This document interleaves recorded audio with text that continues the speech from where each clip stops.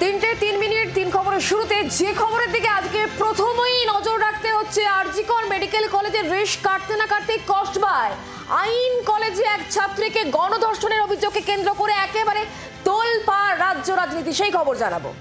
আর আমি জানাবো কতটা মারাত্মক অভিযোগ সামনে এসেছে, কিভাবে নির্যাতনের অভিযোগ সামনে এসেছে, যা হাড় হিম করা, সেই খবর দেবো আমি সব্যসাচী।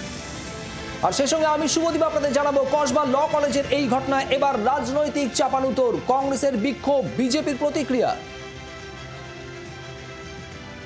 আর একেবারে শুরুতে আসি, কি অভিযোগ? ধর্ষণের, গণধর্ষণের অভিযোগ হচ্ছে খাস কলকাতায় একটি কলেজের ভেতরে বুধবার সন্ধ্যে 7:30 থেকে রাত 10:50 মধ্যে কসবার আইন কলেজের মধ্যেই কলেজ ছাত্রীকে গণধর্ষণ করা হয়েছে, এমনই অভিযোগ। গণধর্ষণের অভিযোগে ইতিমধ্যে 3 জনকে গ্রেপ্তার করা হয়েছে। সূত্রের খবর, মূল অভিযুক্ত মনোজিৎ মিশ্র কলেজে টিএমসিপি ইউনিটের একেবারে সর্বেসর্বা, তার কথাতেই সবকিছু হতো এমনটাই বলা হচ্ছে। কলেজের তিনি অস্থায়ী কর্মীও। তালবাগানে যে ক্রসিং, সেখান থেকে মনোজিৎ মিশ্র এবং জৈব আহমেদ নামে এই ব্যক্তিকে গ্রেফতার করা হয়। পরে তৃতীয় অভিযুক্ত প্রমিত মুখোপাধ্যায়কে তার নিজের বাড়ি থেকেই পুলিশ গ্রেফতার করে এবং 3 জনের মোবাইল ফোনই বাজেয়াপ্ত করা হয়েছে। ফের শহর কলকাতার একটি শিক্ষাঙ্গনে নিরাপত্তা নিয়ে উঠছে প্রশ্ন। ধৃত 3 জনকেই আজকে আদালতে তোলা হয়েছিল এবং 3 জনেরই 5 দিনের পুলিশ হেফাজত হয়েছে। আমরা পুরো বিষয় নিয়ে আরো জানবো, আপডেট নেবো, কথা বলবো। পিয়ালি মিত্র এই মুহূর্তে আমাদের সঙ্গে রয়েছেন, আমাদের প্রতিনিধি সরাসরি। পিয়ালি, গুরুতর অভিযোগ, 3 জনকে গ্রেফতার করা হয়েছে, আদালতে তোলা হয়েছিল। বুধবার দিন এই গোটা ঘটনা ঘটে, এখনো পর্যন্ত আর কি আপডেট রয়েছে?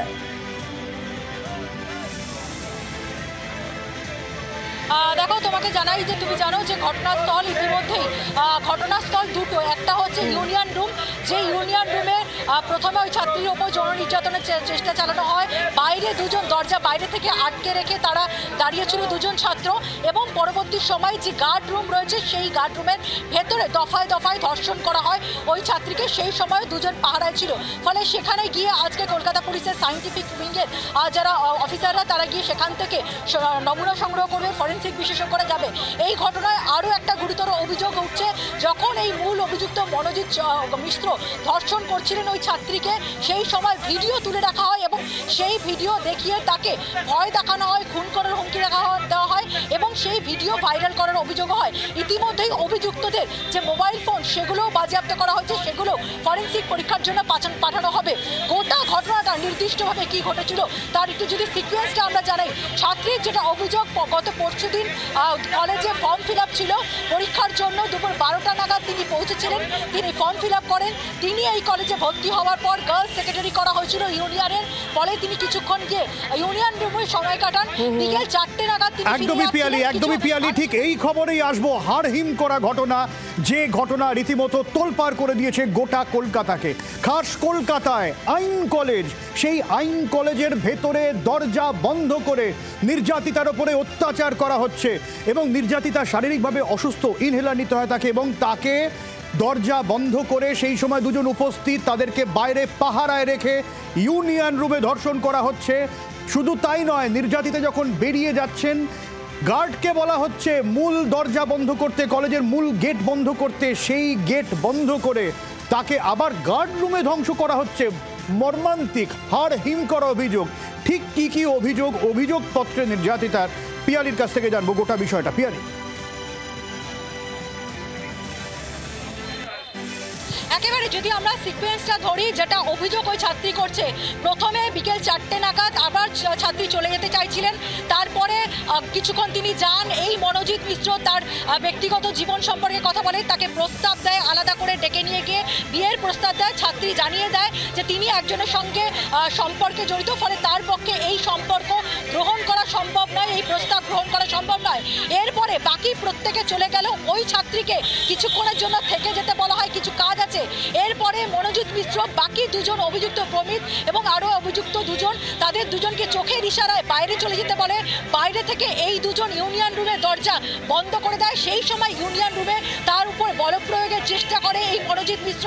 তারপরে দরজা খুলে দেওয়া হয়, ছাত্রী কোনোভাবে পালিয়ে যাওয়ার চেষ্টা করেন, তার সেই সময় শ্বাসকষ্ট শুরু হয়, প্যানিক অ্যাটাক শুরু হয়, তিনি কাতর আবেদন করেন তাকে হাসপাতালে নিয়ে যাওয়ার জন্য। জন্য তাকে হাসপাতালে নিয়ে যাওয়া হয়নি। ছাত্রী পালিয়ে যাওয়ার যখন চেষ্টা করেন, দেখেন কলেজের যে মূল ফটক সেটাই গেটে তালা দেওয়া। এরপরে ওই ছাত্রীকে আরও নারকীয় ঘটনা, ওই ছাত্রীকে নিয়ে যাওয়া হয় টানতে টানতে গার্ড রুমে। সেই গার্ড রুমের গার্ডকে বাইরে বের করে দেওয়া হয়। দুজন অভিযুক্ত তারা গার্ডকে বলপূর্বক বাইরে বার করে দেয়। কার্যত গার্ড তিনি হেল্পলেস হয়ে পড়েন এবং সেই গার্ড রুমের মধ্যে দরজা বন্ধ করে মনোজিৎ মিশ্র তার উপর একাধিকবার ধর্ষণ করে। বাইরে পাহারায় দুজন ছাত্র যারা ওই কলেজের বর্তমান ছাত্র দফায় দফায় ধর্ষণ করে এবং এই ধর্ষণের মুহূর্তের ভিডিও তুলে রাখে এবং ভিডিও তুলে রেখে ছাত্রীকে ভয় দেখানো হয়, যদি তিনি মুখ খোলেন তাহলে তার প্রাণনাশ করা হবে। ভিডিও দেখে ব্ল্যাকমেল করা হয় যখনই তাকে ডাকা হবে যাতে তিনি আসেন এবং এমনকি তার যিনি বয়ফ্রেন্ড রয়েছে তাকে খুনের হুমকি দেওয়া হয়। এমনকি ছাত্রীর মোবাইল ফোন পর্যন্ত কেড়ে নেওয়া হয়। রাত্রির 7:30 থেকে প্রায় 9টা পর্যন্ত দফায় দফায় 1.5 ঘন্টা ধরে এই নারকীয় অত্যাচার চলতে থাকে। তারপর ছাত্রীকে ছেড়ে দেওয়া হয়। ছাত্রী বেরিয়ে তার বাবাকে ফোন করেন এবং তারপর থানায় অভিযোগ দায়ের করা হয়। ফলে বুঝতেই পারছো সদ্য ভর্তি হওয়া একজন ছাত্রী, তার সঙ্গে নারকীয় অত্যাচার। বাকি প্রত্যেকে যখন চলে গিয়েছিল রাত্রিবেলা কলেজের মধ্যে, যে কলেজে ছাত্রী পড়াশোনার জন্য গিয়েছিল সেখানে এই ধরনের ঘটনার অভিযোগ উঠেছে। একদমই পিয়ালি। আর অভিযুক্ত যে তার বাবার সঙ্গে কথা বলেছিল জি 24 ঘন্টা, কি বলছেন তিনি শোনাই আপনার। প্রথমেই জানতে চাইছি, একেবারে ভয়ঙ্কর একটা অভিযোগ আপনার ছেলের বিরুদ্ধে উঠেছে, গণধর্ষণের অভিযোগ এবং মূল অভিযুক্ত আপনার ছেলে। প্রথমে আপনার প্রতিক্রিয়াটা জানতে চাইছি। দেখুন, এটা যদি প্রকৃত হয়, আমার জুডিশিয়ারির ওপরে পুরো আস্থা আছে। জুডিশিয়ারি তদন্ত করে যদি দেখে যে এটা সঠিক, তা সঠিক তদন্ত করবে এবং পুলিশও যেভাবে তদন্ত করবে নিরপেক্ষ তদন্ত করবে। কিন্তু ওই কলেজে আপনি যদি বিগত দিনে দেখেন, ওখানে প্রথমত হচ্ছে প্রচণ্ড ইনার পলিটিক্স, এই গ্রুপ ওই গ্রুপ, ওই গ্রুপ এই গ্রুপ, এই গ্রুপ পলিটিক্স হয়।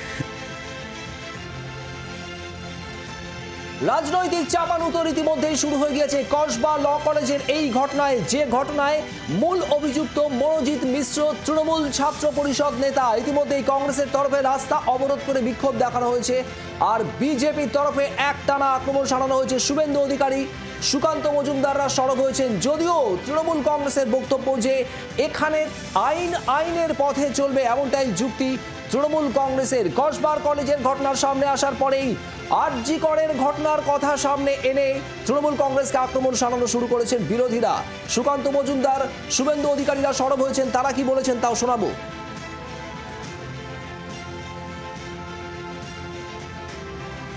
আরজি করের ঘটনা হয়েছে, আপনারা দেখেছেন। এরপরে ল কলেজে হলো, যেখানে ডাক্তাররা সুরক্ষিত নয়, লয়ার সুরক্ষিত নয়।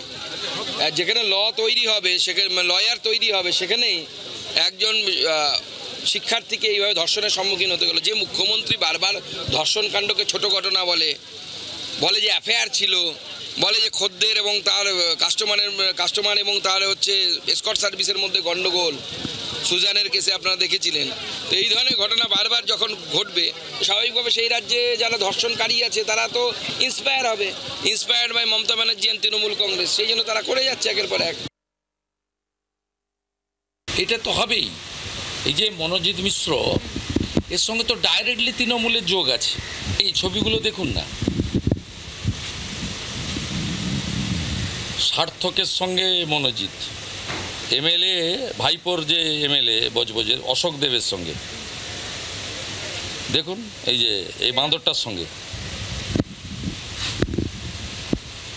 এই নৈহাটির এই যে চ্যাংড়াটা, মমতা ব্যানার্জি আবর্জনা তৈরি করে দিয়েছেন। আমরা দেখেছি বিজেপি শাসিত রাজ্যে, কর্ণাটকে আর অন্য রাজ্যে দেখেছি নৃশংসভাবে নারী ধর্ষণ করে তাদের মুখে প্রস্রাব পর্যন্ত করে দেওয়া হয়েছে। সুতরাং শুভেন্দু অধিকারীর মুখে এসব কথা মানায় না। সারা ভারতবর্ষের বিভিন্ন কোণায় বিভিন্ন নারীদের ওপর, তাদের ওপর আক্রমণ হচ্ছে। এটা সার্বিকভাবে বন্ধ হওয়া প্রয়োজন। এক রাজ্য আর এক রাজ্যকে, এক রাজনৈতিক দল আর এক রাজনৈতিক দলকে আক্রমণ করবে একটা সামাজিক ব্যাধি নিয়ে, সামাজিক অবক্ষয় নিয়ে। এই রাজনীতিকরণ বন্ধ হওয়া দরকার। আমি বলছি এটার তো কোনো প্রমাণ থাকবে। আজকে আপনি আজকে তাকে ইউনিট প্রেসিডেন্ট বললেন না, সে ইউনিট প্রেসিডেন্ট হবে না। তার কোনো চিঠি থাকবে, কোনোদিনের চিঠি থাকবে। আমি বলছি সে শুধু এখন ইউনিট প্রেসিডেন্ট নয় তো বটেই, কারণ সে ছাত্র নয়, সে স্টাফ। আপনি বেসিক জায়গায় বুঝতে পারছেন স্টাফ কখনো ছাত্রদের ইউনিট প্রেসিডেন্ট হতে পারে না। সেই অতীতকালেও কোনোদিন ইউনিট প্রেসিডেন্ট ছিল না, সেটা আমি তার জেলার সভাপতির থেকে খোঁজ নিয়েই জানতে পেরেছি।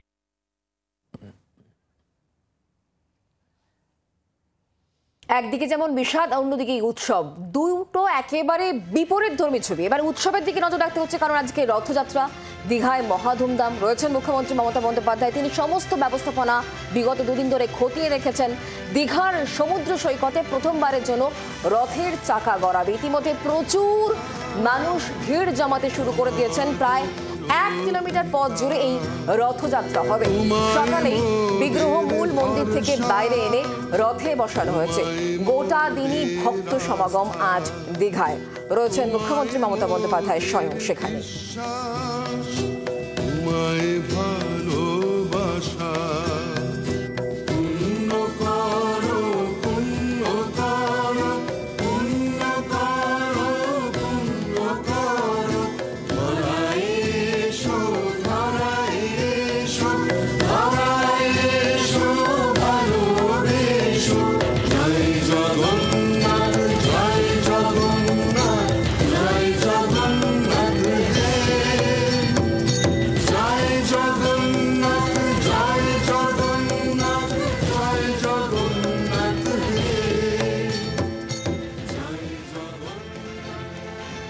আর দীঘায় যেমন উন্মাদনা, পুরীতে প্রথা মেনে রথে ভিড়ে ভিড়াক্কার। দুপুর 2:30 নাগাদ রথের রশিতে টান পড়ে এবং লাখো লাখো ভক্তের সমাগম। প্রত্যেক বছরের মতো এবারে পুরীতে বিশেষ নিরাপত্তা আঁটোসাঁটো ব্যবস্থা করা হয়েছে এবং কড়া আলাদা করে নিরাপত্তার নজরদারি পুরীতে রয়েছে, আমরা দেখেছি। এবং সেই মতন ভিড়ও এবারে মারাত্মক কি হয়েছে, যেরকম প্রত্যেকবার নিয়ম মেনে রথের রশিতে মাসির বাড়ি যান জগন্নাথ, বলরাম এবং সুভদ্রা, এবং ঠিক এই জায়গা থেকে পুরীর ছবিটা আলাদা কিছু নয়। প্রত্যেকবারের মতন প্রচুর মানুষের ভিড়, আলাদা আলাদা বেশ কিছু বন্দোবস্ত করা হয়েছে। তবে এইবারে আগে যেরকম গত কয়েকবারে আমরা দেখেছি যে বেশ কিছু বিশৃঙ্খল ঘটনা ঘটেছে, এবং কুম্ভের যে ঘটনা ঘটে গেছে তার যে অভিজ্ঞতা রয়েছে, সেই অভিজ্ঞতা থেকে ভিড়ে যাতে কোনো রকম কোনো সমস্যা না হয়, পদপিষ্ট হওয়ার মতো কোনো ঘটনা না ঘটে, সেই থেকে গোটা বিষয়টা একটু সুশৃঙ্খল করা হয়েছে। আলাদা করে নিরাপত্তার নজরদারি করা হয়েছে প্রশাসনের তরফে। পুরীর ছবি সরাসরি জি24।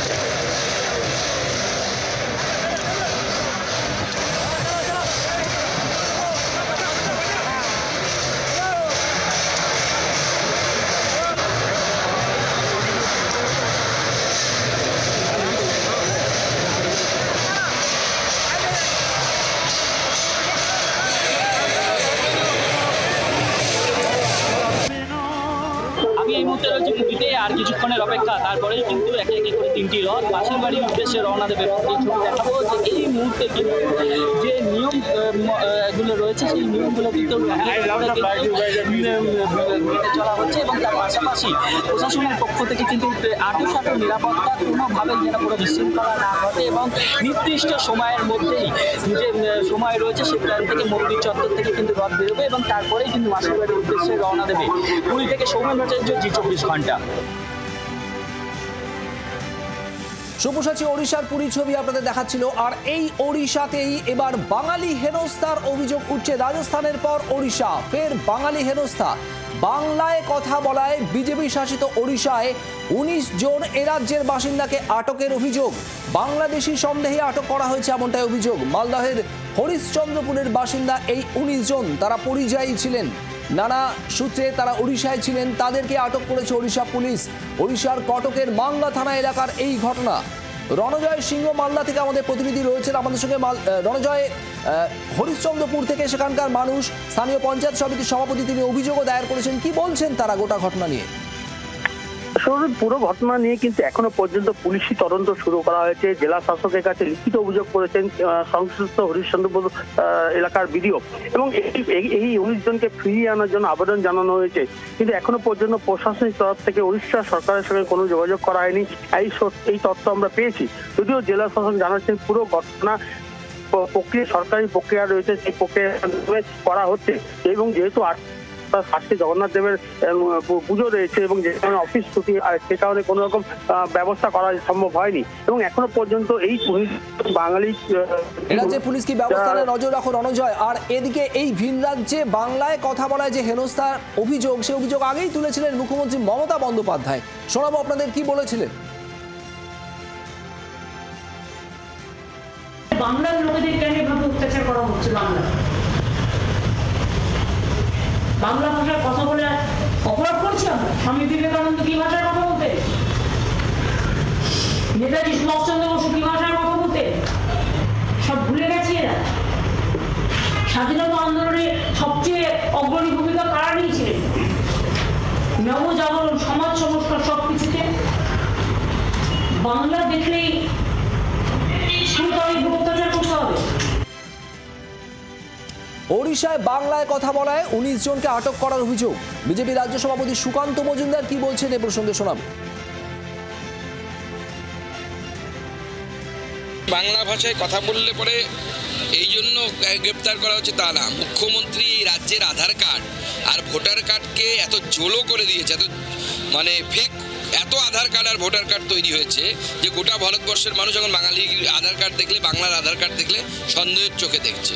তো জাল আধার কার্ড এই বাংলায় তৈরি হয়, তা আপনি যদি জাল জিনিস তৈরি করেন তো স্বাভাবিকভাবে তাই হবে। বাংলার আওয়াজ, বাঙালির আবেগ, জি 24 ঘন্টা।